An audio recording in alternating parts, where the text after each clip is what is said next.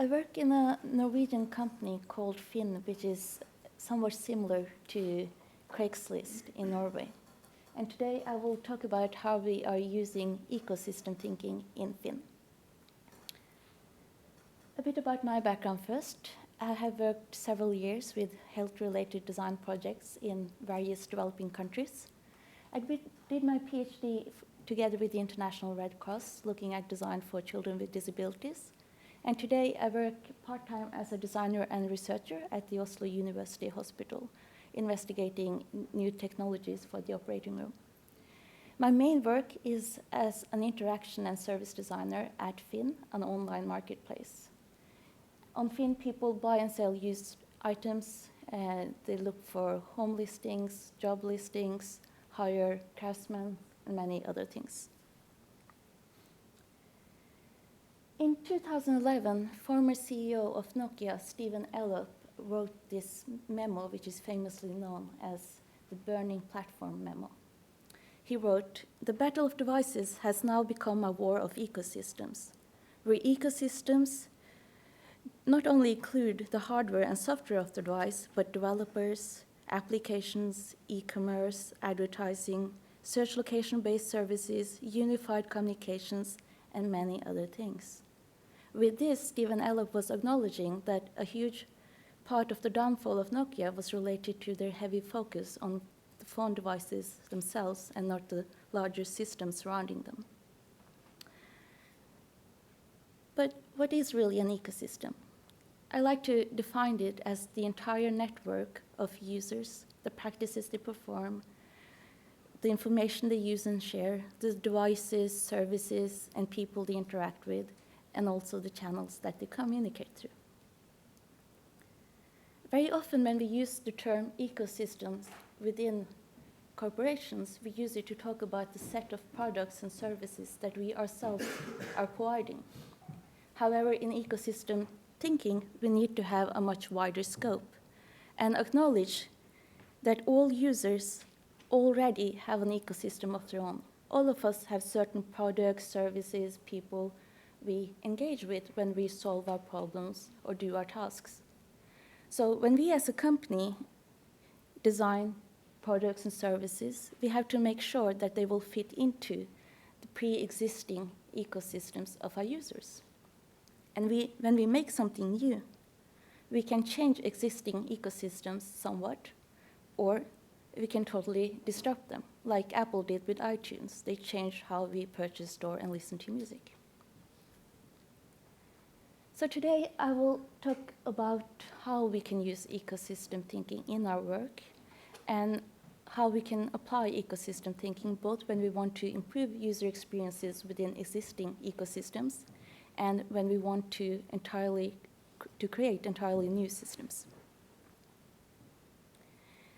To talk about ecosystem thinking in my work, I need to provide you a bit of context about the company I work in.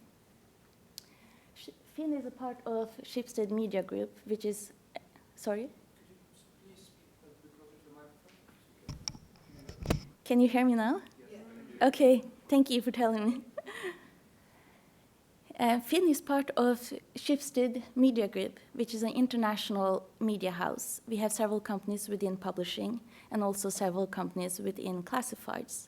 And some of the revenue from these two main domains is put into new companies in different sectors, such as personal finances, for instance.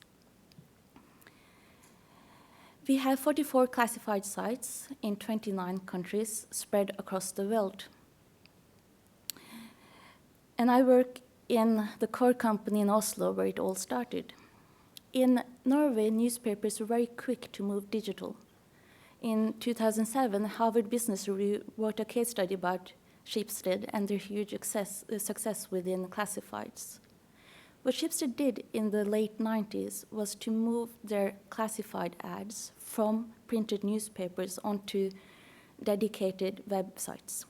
And by doing so, the papers lost a lot of their revenue, but Schibsted as a whole profited, and they secured themselves a very strong market position within classifieds. We've been able to keep this position for a very long time, but now we're facing fierce competition.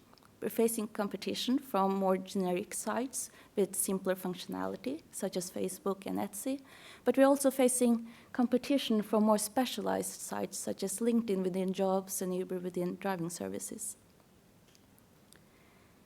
So we moved our ads from bulletin boards and printed media to specialized digital platforms, but what now? Where do you go from here to create the online marketplace of the future? One approach we are taking to innovate our services is through ecosystem thinking. And I will share with you 2 case studies showing how we are accomplishing this. In the first case study, we are seeking to improve user experience by connecting some of the services that we are already providing. Traditionally, in FINN, we have looked at each category on our marketplace very separately. So, for example, buying and selling used vehicles is one separate thing. Buying and selling used items, such as clothing and furniture, is treated as one separate domain. And vocational rentals is something separate.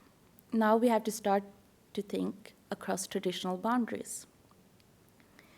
And we can only do this in a meaningful way if we really understand the real goals of our users. What do they really want to accomplish? For example, when they come to our site to look for house listings, what is the real goal? Is it to find a new place? Is it to buy a new place? Is it to move to a new home? Or is it to ultimately get settled into a new home? I like to think that this is what people in the end want to accomplish. This is the primary goal. And in order to get settled into a new home, you go through quite a long process with several steps and services involved. You need to figure out where you want to live, which neighborhood you like. You need to figure out how much you can afford, what can you expect to get, how much mortgage can you expect to get, and how much can you expect to get for your old home if you already own one.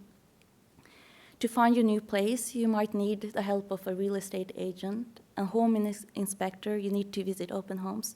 And once you find a place, there's a lot of paperwork involved in buying your new place.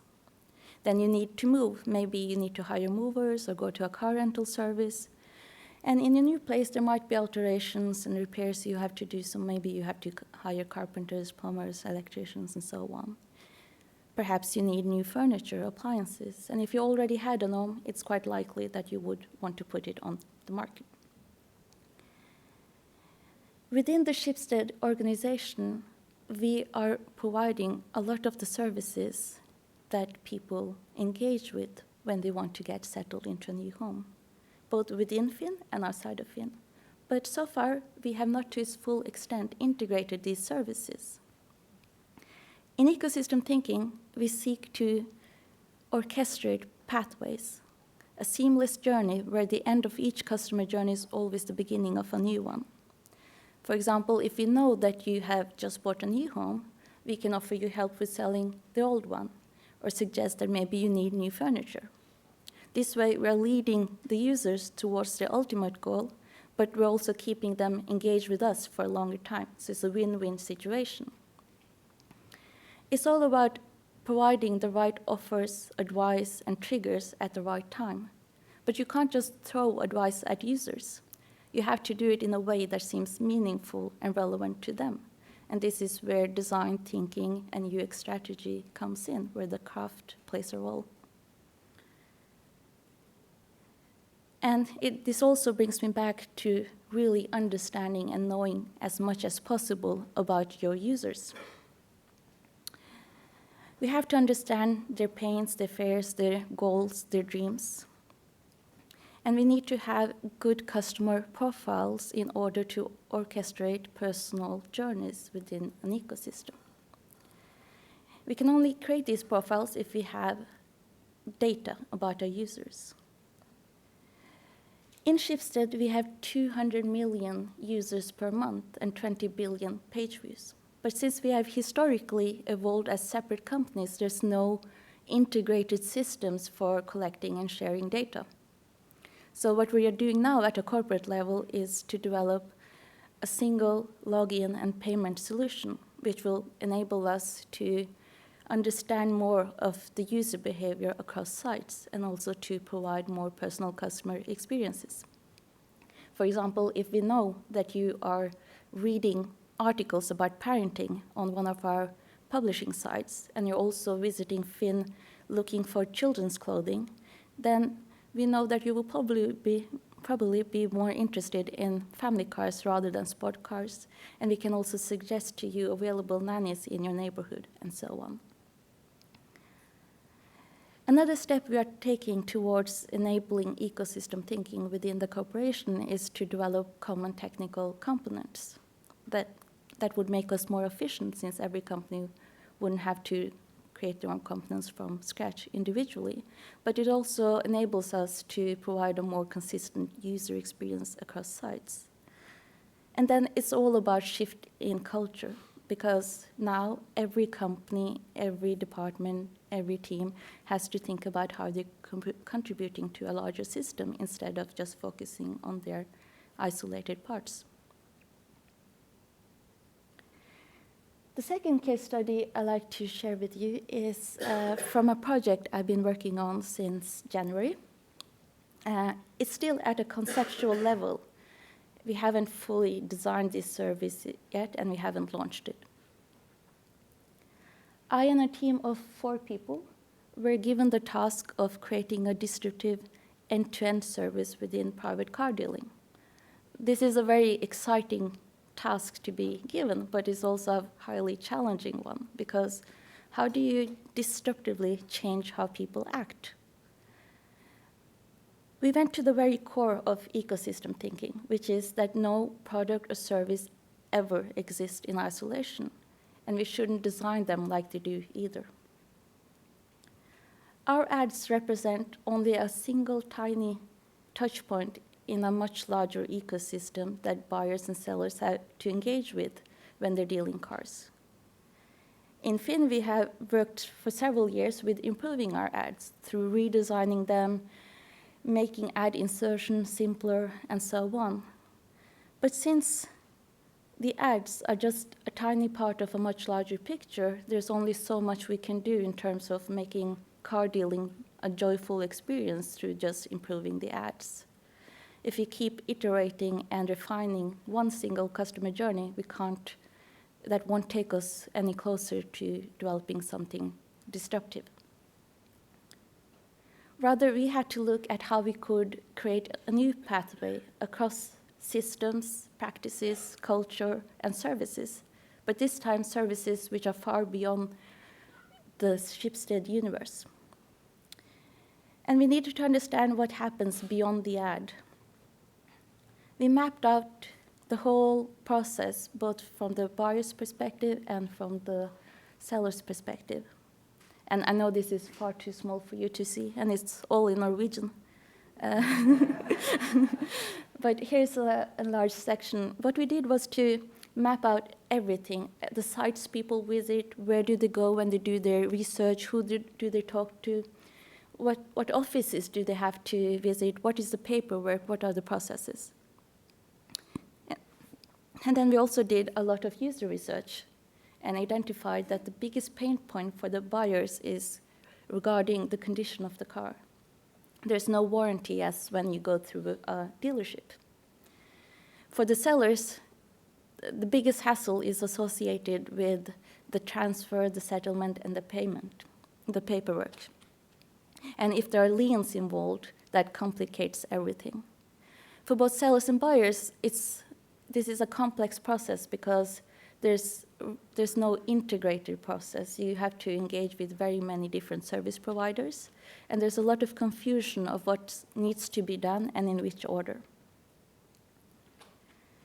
When we were creating our map, we looked at everything from what triggers the decision to buy or sell a car, and all the way to the services you use after you have purchased a car and taken it into use. But in our project, we needed to define our boundaries, and we decided to leave out everything that happens before the decision to buy or sell a car, and also the services that you use after the car has been transferred to a new owner.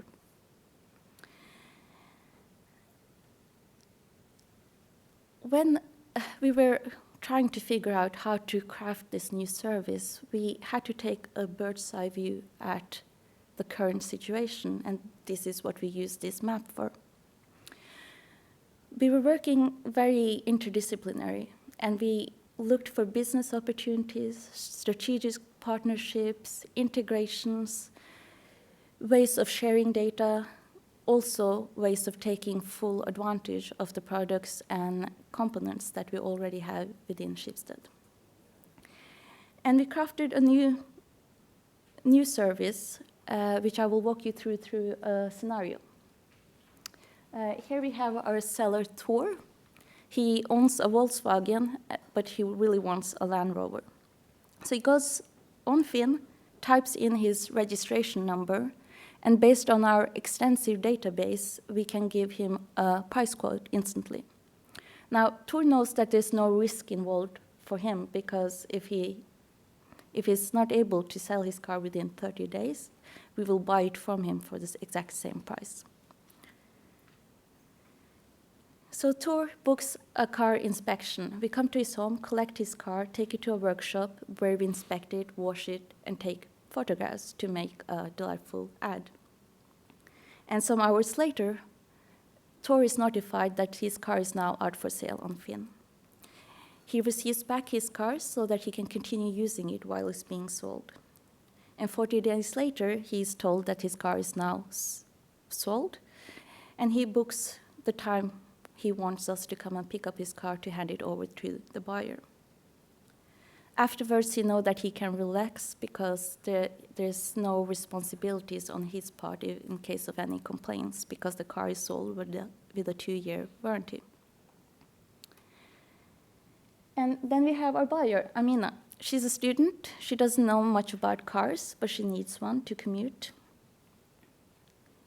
She goes on FINN and finds a car which has a 2-year warranty. She presses buy, transfers the equity, and provides information about her car loan. If she doesn't have a car loan already, we can assist her with getting one. And once we have verified her payment, she can let us know when she wants the car to be delivered, and we bring her new car to her doorstep. On FINN, she has a page with all the information about her car. This is also our way of keeping engaged with her. We can provide her offers for insurances and for servicing her car.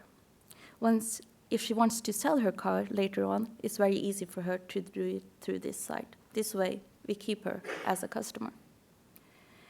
Now, for the ones of you who live in the States, you might be familiar with similar concepts such as BP and Shift, or maybe CarSpring here in the UK.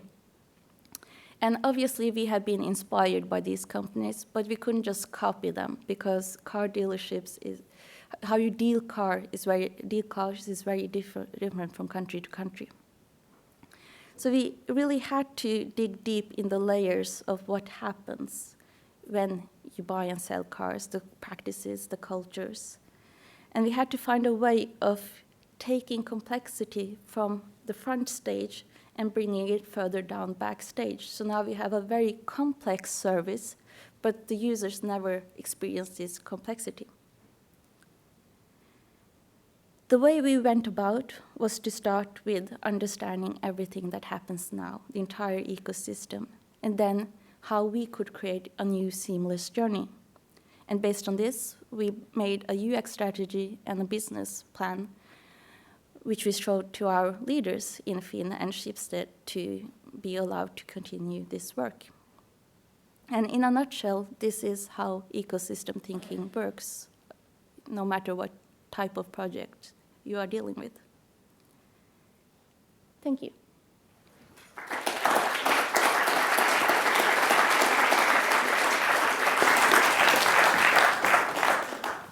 We have time for some questions, but I'm going to ask one first. So I was thinking about mental models, and I was thinking, how complex are these mental models in terms of, how detailed are they? Because it then got me thinking, do we have mental models of ecosystems? And we must do, because of mental models of everything.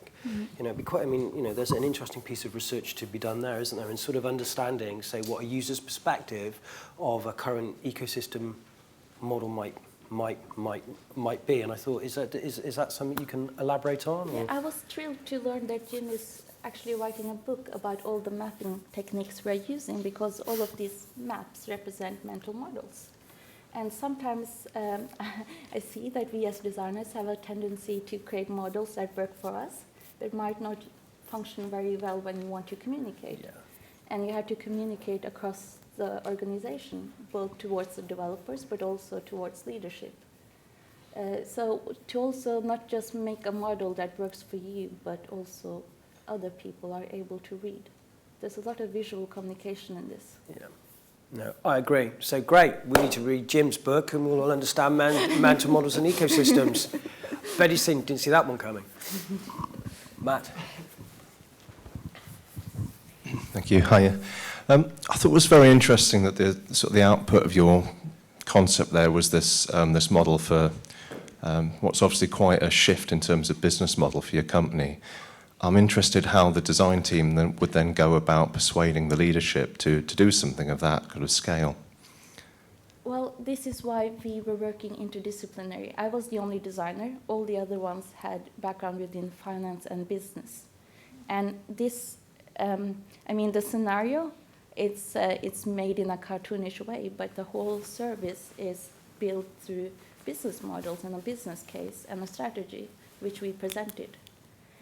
But they had tried to do this without a designer before, and they had always been stopped because the leadership couldn't understand the implication. What will this do for our users? They had the ads where we have the whole market.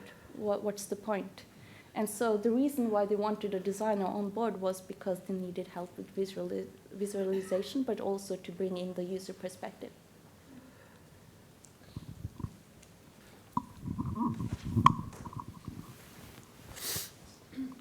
Sofia, I'm not a designer, but a lot of the imagery we're seeing is the kind of cartoon imagery. Do you use that because it's something we, as humans, just feel comfortable with from our childhood, and it makes us happy and therefore seems easier? It's very trendy. I've been thinking about it too because we made these, and they were made. I did it only for the project. And then someone else came from the sales department saying we need it for our products when we go out to clients. And suddenly me and another colleague were drawing a bunch of drawings for the whole organization. And for some reason it appeals to something within humans. Yeah. And I think it's in fashion. Cool.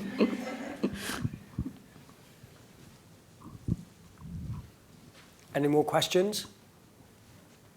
Okay, let's put our hands together for Sofia.